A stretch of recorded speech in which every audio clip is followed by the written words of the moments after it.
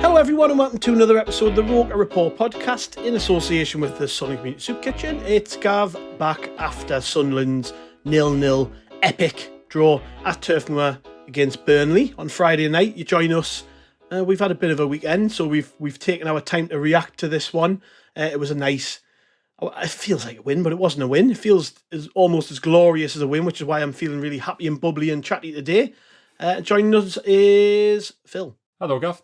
And also here is Martin. Hiya, mate. Hello, mate. How's it going? Not bad, not bad. So, Sunderland drew away at Burnley, like I said. Might not sound like a particularly inspiring game, Phil. A 0-0 draw away at Turf Moor against Burnley, a side who traditionally aren't the type of team you turn your TV on to watch on a Friday night. Yeah. But they've changed. They're under a new manager. The top of the league. They've been cruising all season.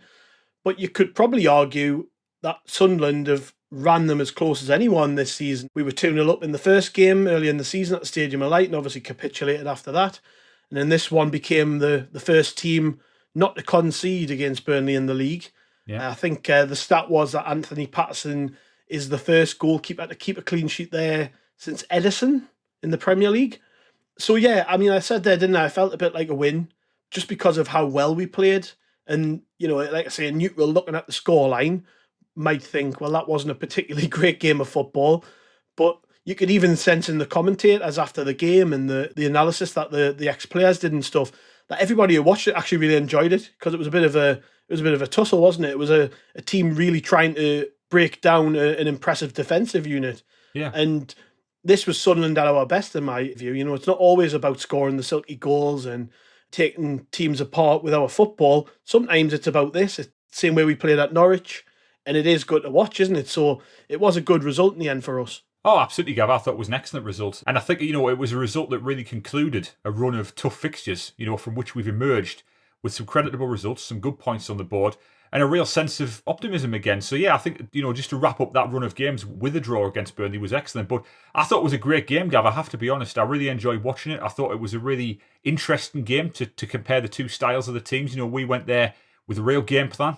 Went there to be compact, went there to work very, very hard, which we knew we were going to have to do. A bit like Norwich, we knew that they were going to have the lion's share of possession. We knew that we were going to have to be disciplined in and out of possession. I thought we did that absolutely perfectly. Everyone in the team knew their role. Everybody was on the same page. It was a real team performance. There was a real togetherness about them. I thought we looked really motivated as well. They looked really up for the game. You know, obviously we had a good travel and support there as well, who were really giving them strong backing. You know, going into the game, we knew that Burnley were going to be, you know, try and play some good football. We know that's how they like to play under Kompany. They've got some great attacking players. And I think the question was, you know, could we get through that initial maybe 20 minutes without conceding and then use that as a foundation on which to build, which we did. So set against a backdrop of injury problems, you know, the lack of Ross Stewart, you know, Corey Evans being out and all the rest of it. It was just a really, really impressive performance. And it told me that those players are still highly motivated for the remainder of the season, which is really encouraging. Yeah, what do you reckon, Martin? Do you think that's right? I would agree with Phil. I think we saw a really motivated, driven team out there who I think like playing against top teams. They like playing against the better sides. We always seem to up our game away from home against them. Again, just a top performance, really, wasn't it, defensively? It was a great performance, I thought, and you know, as Phil said, it was a different type of performance to some of the more flowing football games that we've seen. I think it's that thing, isn't it, where we're not expected to break teams down. The onus isn't on us to take the game to somebody else. It's reacting to the other team to some extent. It's looking for opportunities on the counter-attack, which we almost got there, didn't we? Ahmad hit the bar via a deflection in the second half, which was probably the closest that either side came. I just thought it was a really even game. If you were watching it, you wouldn't say this team's running away with the league and this team's, you know, around mid-table looking to get in the playoffs. I thought it was a very even game. Vincent Kompany was pretty wholesome in his praise of Sunderland after the game. He said we were a good side, excellent side. I think it just augurs well for the future. I think, you know, we saw some performances in there that were, you know, a little bit rusty in some respects, particularly Ekwa, who grew into the game and I thought did pretty well overall. And as Phil says as well, with the injuries that we've got, and it's not just the big name ones, you know, Dan Ballard was missing. We had Lyndon Gooch playing his first game since January at left back. We sort of patched up a side together. You know, Mishu was left out because he only got back to the squad, I think, on Thursday night. Ahmad only returned to the team on Thursday night. So it was very much a last-minute team. And again, the attitude and the focus to go out and be that solid. And, I think 09 typifies how we played. And I think that mentality of just wanting to prove ourselves against better sides, like we did against Fulham, 09 typifies that in spades, doesn't he? He always wants to prove himself against better teams, better players. And, that ethos has kind of rubbed off on the whole side. So, no, it was great. And again, it's always that what if, isn't it? If we had Ross Stewart up front, we win that game, to my mind. I think that this season's going to be the what if season, isn't it? It is. But for me, I don't let that sort of cloud my opinion of the games, because I was talking to mate about this the other day. Like, I think, although we all agree that the amount of injuries we've had have been probably detrimental to a degree to results, and we probably would have scored a lot more. We might have turned some of the draws into wins, what have you, if we'd had a Stewart or a Sims up front. At the same time, this is a developing team, and one thing their absence, and it's not just them two, by the way. The one we always talk about was Ross Stewart, but obviously Corey Evans, massive player for us this year. He's dropped out, but what that's done is it's given other players who might not have had a chance to play as much as they have done the chance to show what they can do.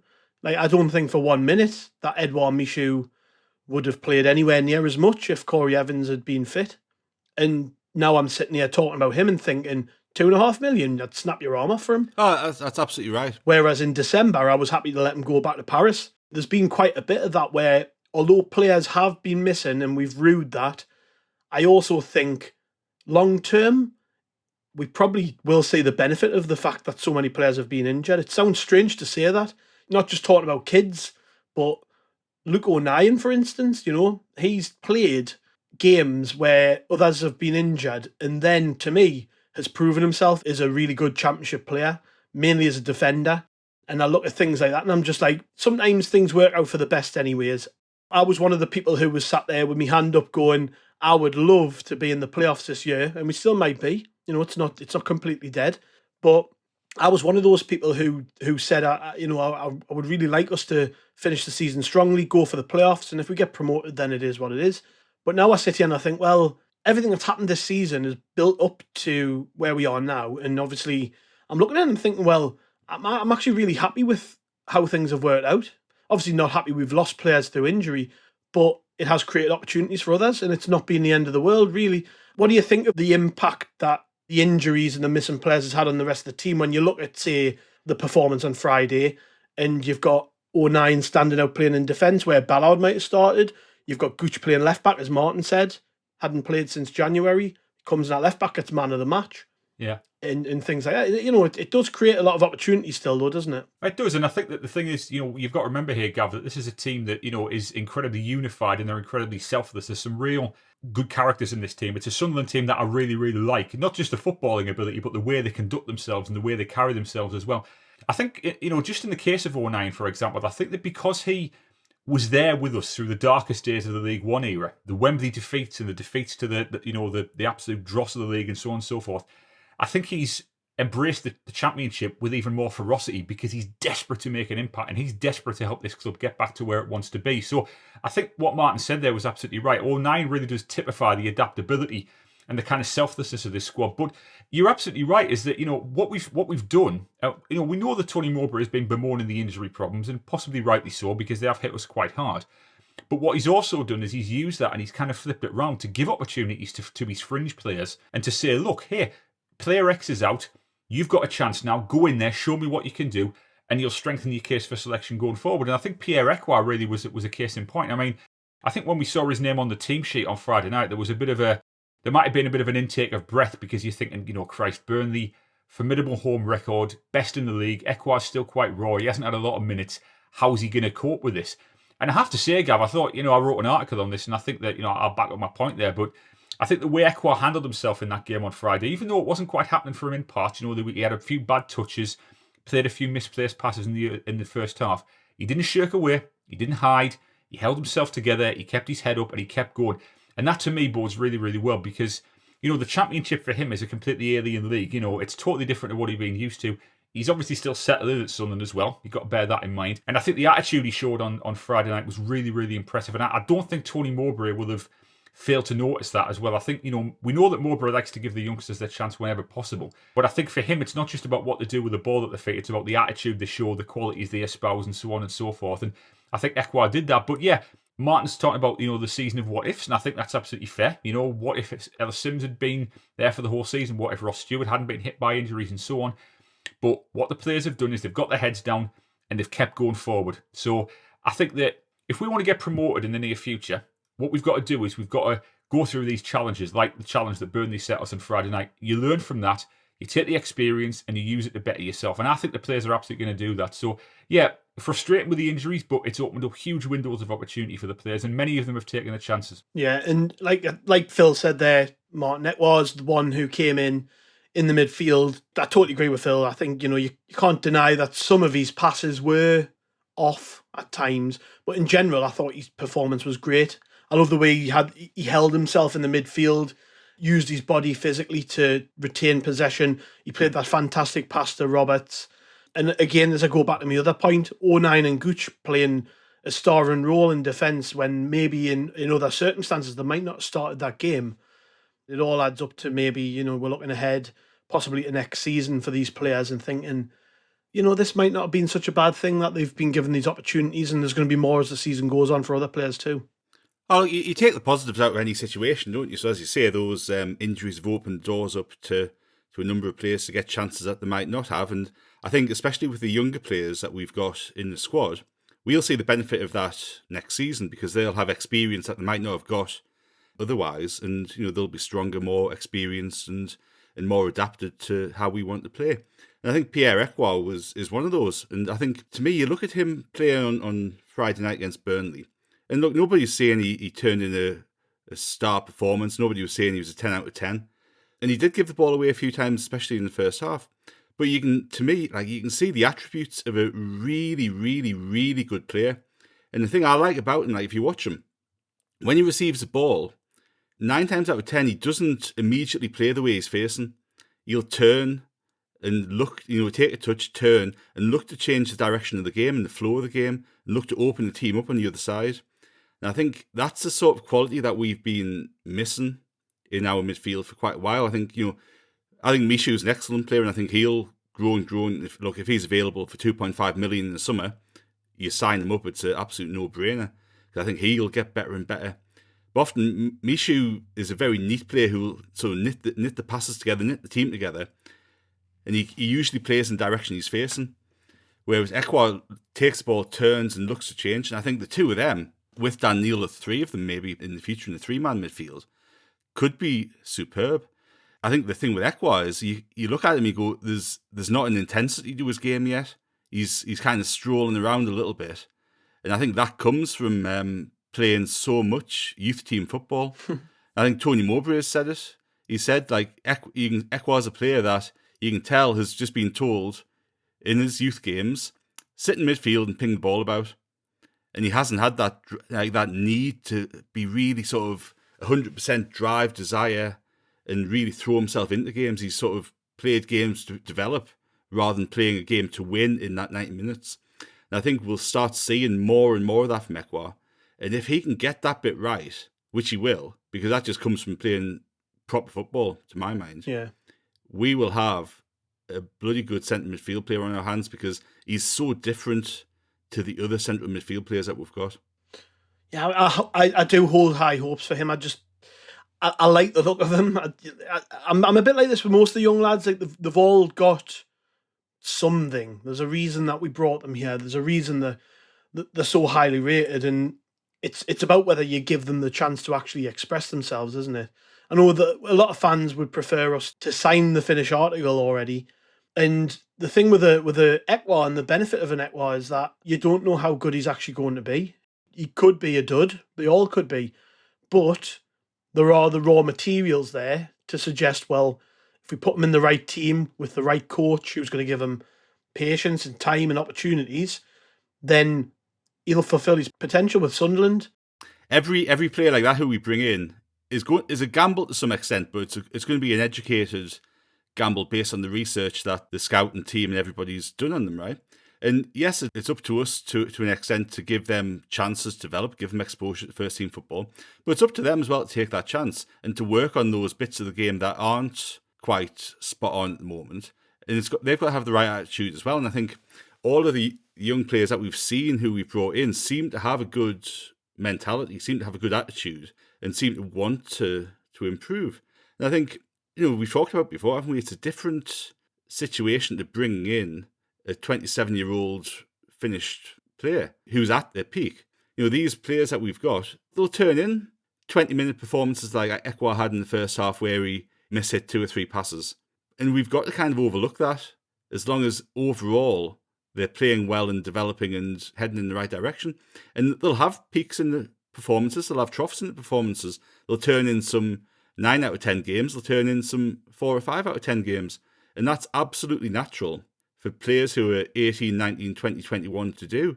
But what you hope, and what should happen, and what I think will happen, is over time, and we're talking in short periods of time rather than long periods of time, those 8 out of 10, 9 out of 10 performances become more and more frequent, and the 4 and 5 and 6 out of 10 performances become fewer and fewer. So, I think we've talked about before, and we've talked about loads. It's such an exciting prospect if it all comes off, or even if 80% of it comes off. We've got like the Hadji, who we've barely seen, but you look at his background and his pedigree, and he was wanted by Barcelona before he got crocked. Like, there's players like that who you think there's a bloody good player in there, and we haven't had the chance to see him yet. There's so much opportunity and potential. Like, yeah, there was quite a bit of talk online as well when the news came out that Brighton were going to allow Billy Gilmour out on loan next season. Straight away, that sort of lit up the eyes of Sunderland fans, because another wonder kid that we might want to take off the hands of a Prem side. And that's sort of the attitude we've got now. People are really excited about what could we possibly do with this young player and how can we make them better. And I mean, I just plucked Gilmour there, but there's probably quite a few players right now we're looking for the summer who are just like the lads we've already signed from the 21 sides of the Prem teams who... They're probably good enough to be playing first team football, but they're probably of an age where those clubs are looking at them and thinking, you probably need to go somewhere else to do that because we're not going to give them that opportunity here. And that's obviously where we come in. That's where the likes of Sirkin and Jack Clark and players like that have came to Sunderland, is that they're of an age where they need to be playing and they're not going to get it at the parent club. Speaking of Sirkin, actually, he was back involved at the weekend, Phil. Good to see him back, wasn't it? Because I was a little bit worried about that one. I wasn't sure what was going on. It was pretty quiet, around the sort of injury he had. We know it was relating to that concussion he picked up months ago now, where he basically came back in the team sort of a week or so later, didn't he, off the bench, and then was missing again up until Friday night. So great to see Sirkin back, because he's one who early in the season was fantastic for us, and has probably had a couple more injury issues than we thought he might, given his age.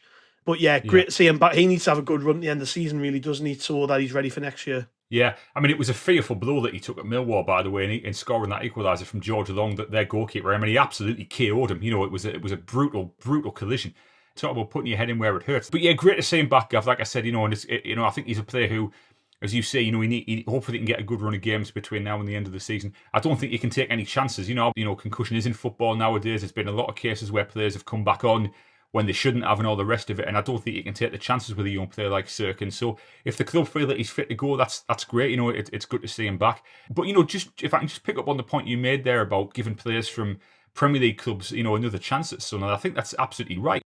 There's been a lot of kind of argument that it's turning this into a feeder club, but I don't necessarily think that's the case, Gav, because the perception of Sunderland now is that of a football club where the development of a young player can really be accelerated and helped rather than hindered. I know there have been 1 or 2 exceptions to the rule, but generally, a lot of the youngsters we've brought in over the past 2 years have really progressed and really developed. And I think you mentioned Jack Clark there. When he first arrived, he was very raw, he lacked discipline. And even now, he still can be a little bit erratic, but he's definitely improved his game at Sunderland, and that's only come through regular game time, the backing of his manager, and so on and so forth. So, yeah, I think it's really good, Gavin. What an opportunity for these youngsters as well to come and play for a club like ours, because we are a big fish in the Championship. You've been banging this drum for quite some time. We're a very, very big fish in the Championship. We should be an attractive prospect for young players to come and play for us. To give them that chance to grow as a team, I think that's absolutely spot on. Just pick up what Martin said there. Keeping this team together and adding quality where needed, keeping the core of this team together and allowing them to develop and grow with patience could yield brilliant results for us over the coming years. So I think what we need to do is, we do need to remember, and again, Martin's absolutely spot on this, is that they will have peaks and troughs in form. They will have ups and downs where they're not quite on it, where, their confidence might be a little bit low and they need to be taken out of the firing line for a little bit. But then they'll also come on, as Abdullah did at Norwich, for example, make a great impression and really give us something to be excited about. So I think patience is going to be key, Gavin. I think it is starting to filter through now to the wider fan base. They are starting to realise that these kids do need time and backing. But again, the end result could be absolutely spectacular for us, without a doubt. Yeah, Phil mentioned the core of the team and keeping it together there, Martin. It was interesting on that point that Alex Pritchard, a player who, to me, hasn't had a great season all in, he actually played really well on Friday, I thought. I thought the way that he led the press from the front was fantastic. That off-the-ball work that you need to see from your most experienced players when you're trying to basically lead a team of young players. It was all there with Pritchard. And I guess the frustration's been for me that he hasn't shown that enough this season. But it does raise the point, doesn't it, that the season's nearly over. His contract's coming up soon, I think. Is that a player you want to keep around going forward? Just some thoughts on his performance, I guess, and where he goes from here. Because we saw this with Lyndon Gooch last year, didn't we, when we saw him turn up his performances several notches and he ended up earning a contract out of it. Could be similar for Pritchard, couldn't it? It could. And look, I think we saw on Friday night Pritchard at his part of his best, really. Obviously, his best is being creative and getting on the ball and slipping players in and all that sort of stuff. But we've always sort of given him high praise for that off-the-ball work that he does, which surprised us when he first came to the club because we didn't expect a player to do all of that sort of donkey work up the top end of the field. And he was a bit disappointed to come off, I think, wasn't he? He thought he could have added something else to the game in the final 20 minutes or so.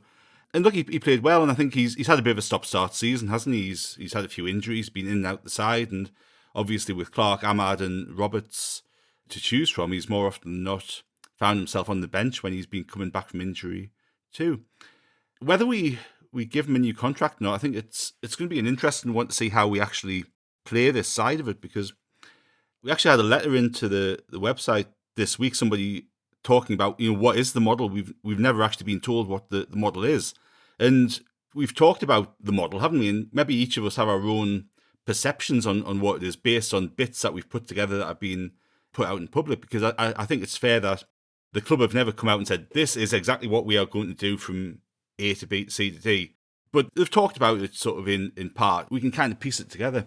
And obviously bringing in those younger players and developing them and either keeping them and them flourishing with us, or them flourishing with us and we cash in on them to reinvest, is a major part of it. But the other big part of it, and I think it was talked about more probably earlier on, is having a core group of 4 or 5 senior players. And obviously we've got Corey Evans now, we've got Ross Stewart, who you could class as a senior player, Luke O'Nien, Lyndon Gooch is there. Bailey Wright is on loan at Rotherham now, but he's got a contract next season with us. And Alex Pritchard's one of those experienced players. And it's going to be really interesting how we actually move that side of it, because to me, having all these young players in is brilliant and we've got to develop them, but you've got to have that smattering of experience, when things aren't going right, when things are a little bit tough on the field and off the field. That's how those younger players are going to learn more quickly and develop more quickly. You've got to have that to balance it out. And to me, those senior players have got to be first team players. There's little use in having them on the bench, on the periphery, because the younger players haven't got those people to look up to on the field. So if you look towards next season, you go, well, who are the experienced players who are going to be first choice? And apart from Ross Stewart, you'd struggle to say absolutely without hesitation, this player is going to be a first choice player. Luke O'Nien, to me, Luke O'Nien, you'd put him on the first team sheet every week, and then you'd see where he fit in, which position he played based on everybody else. Because to me, it's that important to how we play. Danny Bart, I think he's a nailed-on starter next season. And, he's been fantastic, by the way. I think he was brilliant on Friday night as well in that leadership role. But who else plays in those experienced positions, if you like? And, Corey Evans next season, he's going to miss the start of the season and probably isn't going to be a regular first-team player every week when he comes back. Lyndon Gooch, is he going to be a regular player every week? Probably not. Pritchard? Probably not. So it's whether you keep him, whether he's a strong enough influence around the club to warrant a contract for another year or two or not. I think that's the question. And the next question is who else is out there who we can probably bring in on free, because I don't think we'll be spending any money on 28, 29, 30-year-olds, but I think we probably will bring one or two in to supplement that young core of players that we have. Yeah.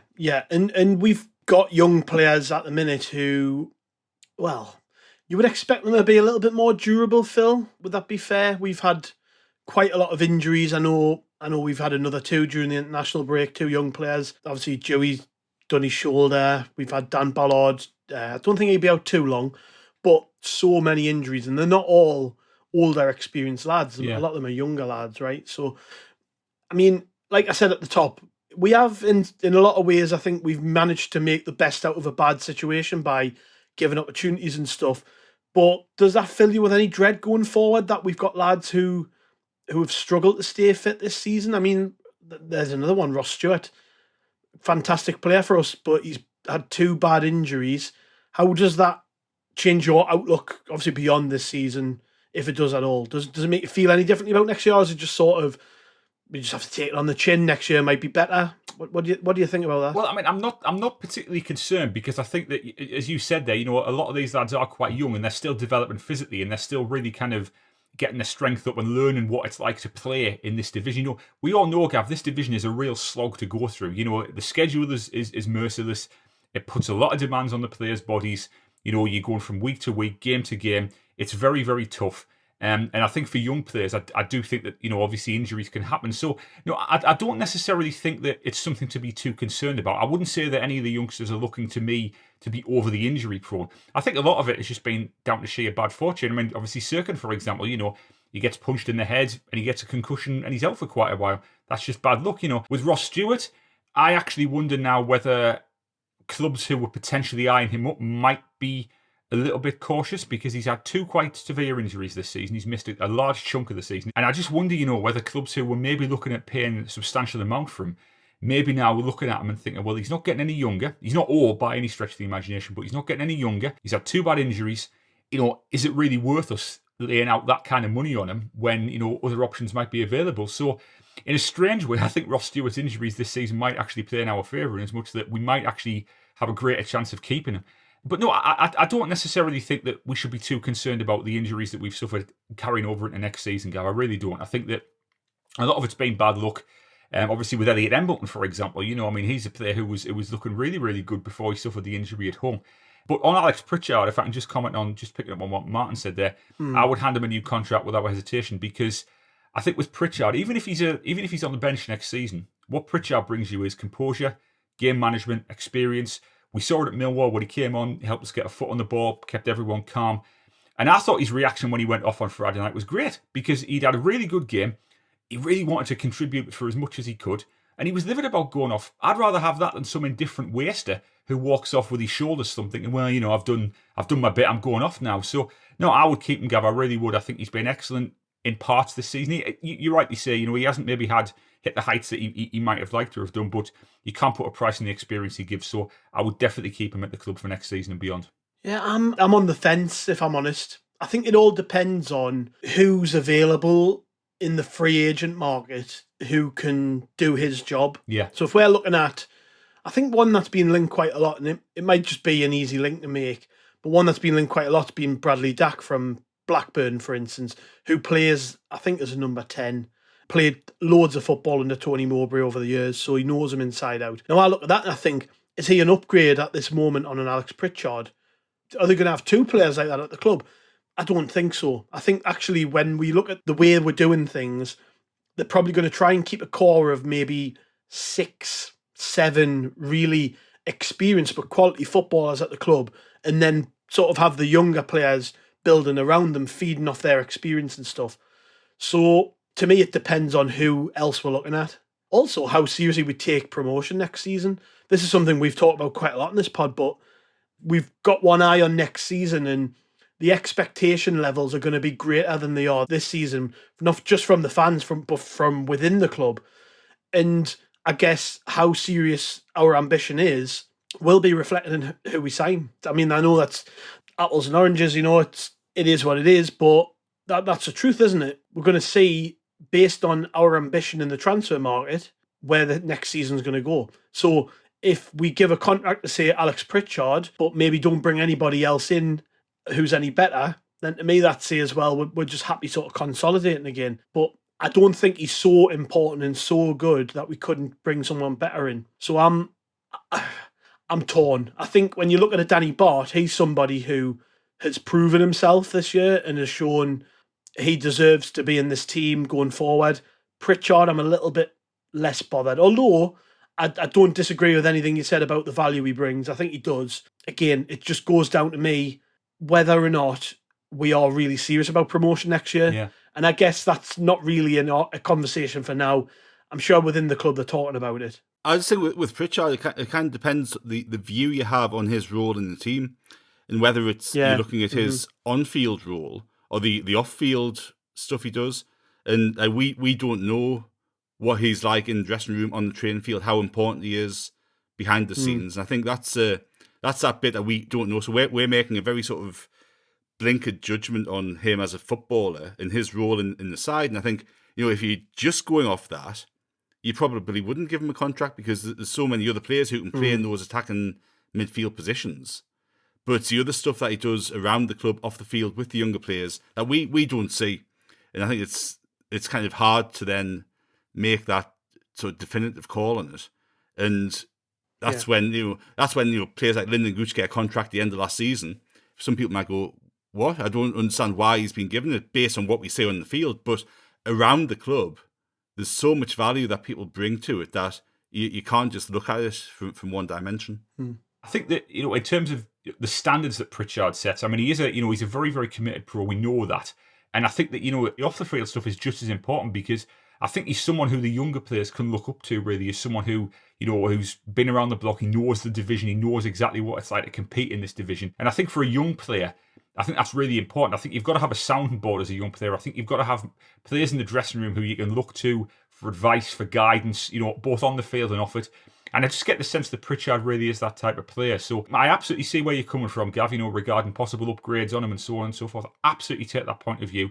But I would like to see him stay, because I really think he can contribute next season. Yeah, well, on the game and on recent results, we're 7 points off the playoffs, or 7 points off fifth, actually, which is Millwall. Yeah. We've picked up, bear in mind how we were talking about this mini run of games beforehand, we've picked up 5 points from the last 4, which to me represents a really good return. I wasn't expecting anything more than maybe 1, especially given the form before it. At the weekend, obviously, result kind of went our way. We had Preston, Luton, Sheffield United, the only teams in the top half who won. So it begs the question, I guess, Martin, how do you feel about the rest of the season? Is it still possible for Sunderland to make the playoffs? Or are we just going to have to take it one game at a time? Because 7 games, there's not a lot of football left to play, but there is enough football left to play to suggest that we've got a decent run coming up with winnable games. And if we win the next 2, people are going to be talking about the playoffs again. You just know it, aren't they? I think we've got to take every game as it comes, and I think it's still a possibility. I think it's yes to both of those.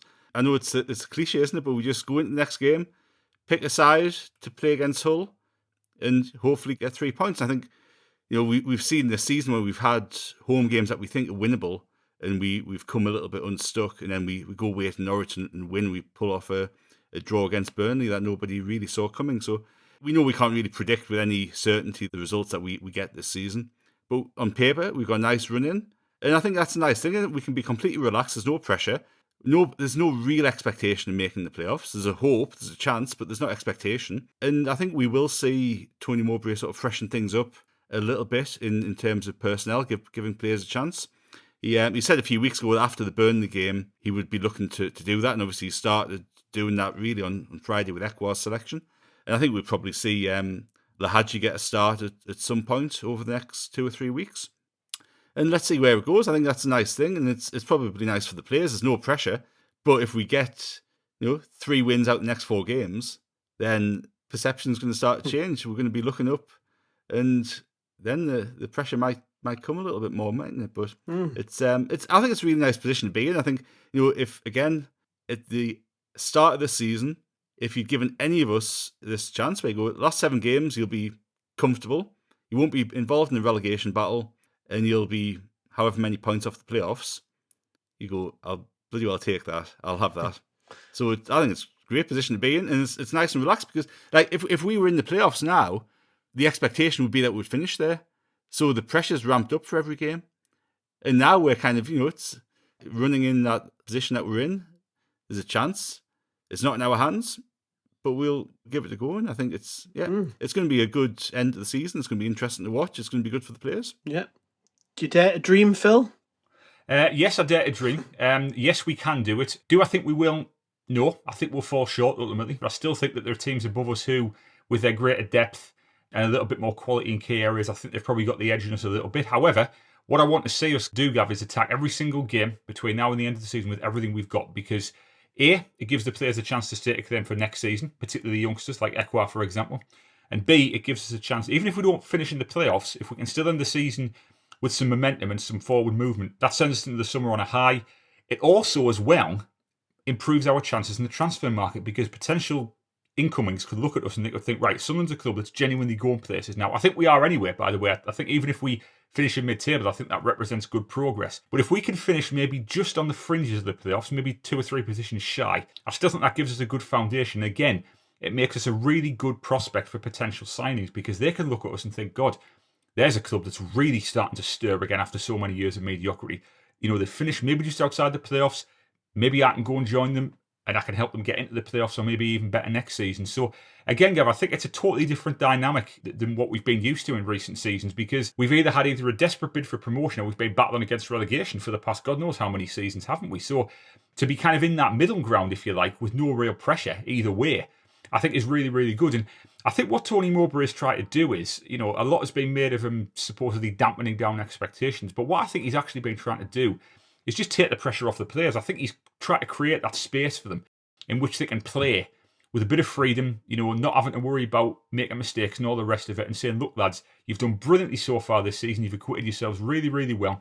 If you make the playoffs, so be it. If you don't, you've still got a chance next season, and I'm going to stick with you. So I think Mowbray is managing that side of it quite smartly, Gav. But no, I do ultimately think we will fall short. I think we will probably experience some good results between now and the end of the season, but I just think it's probably a little bit beyond us at this moment in time. But hey, if we're proven wrong, it would be fantastic. So, as Martin said, it's going to be a really interesting running. I think the best thing that we can do, obviously, apart from storming the playoffs and winning at Wembley and going up, is just getting a nice run of form that takes us into next season. Yeah. Because, if we went in next season on the back of 3 draws and 4 defeats from these last 7 games, we haven't got any momentum. The players are a little bit down. The fans are concerned about what's going to happen in terms of being attractive to players for next season. Seeing a team on the up rather than a team that's sort of staggered over the finishing line is going to be important. So if we can go into next season on the back of 4 or 5 wins from these last 7 games, that's a real nice bounce to carry into pre-season. Obviously going to America in pre-season, attracting some new signings and starting next season positively. And for Tony Mowbray as well, I think that'll be important for him in some people's eyes, because I think he's done a really good job this season. There probably will be talk about his position, a little bit of talk about his position in the summer, based on some of his interviews about the lack of signings and all that sort of stuff, and rumours of his relationship with Christian Speakman. Whether they're true or not is another matter altogether. So I think it's just important for the whole club just to go into pre-season, go into the end of this season with a nice positive bounce from the last 7 games. Now, I think we'll get it. I think, the pressure's off. Some young players will be given chances that we haven't seen. They'll be wanting to make an impression and show they deserve a chance in the first team next season. I think he's talked about Chris Rigg getting a start at some point. So it's going to be fun. Yes, it will be, and I'm sure when we get the chance to talk about the whole game, we will.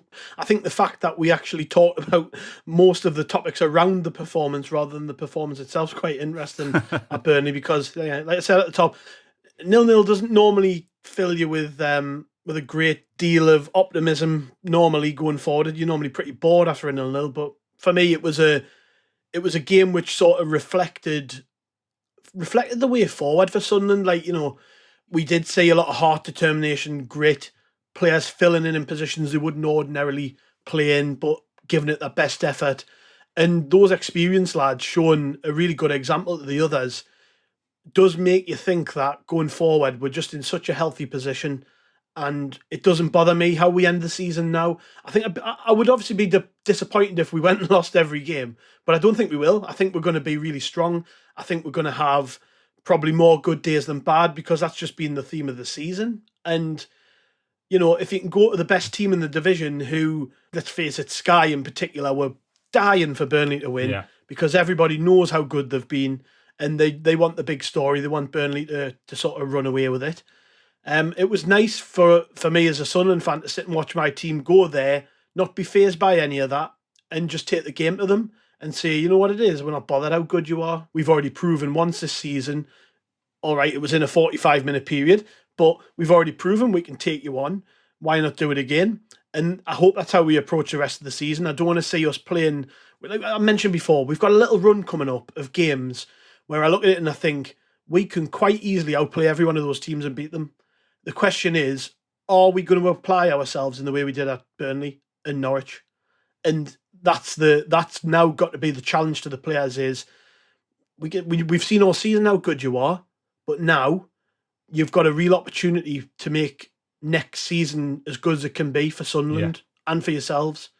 Because as Martin touched on again there, we've got to look good to a prospective signing too. Right? We want to bring in players. We want to make sure next season that we're in Burnley's position if we can be.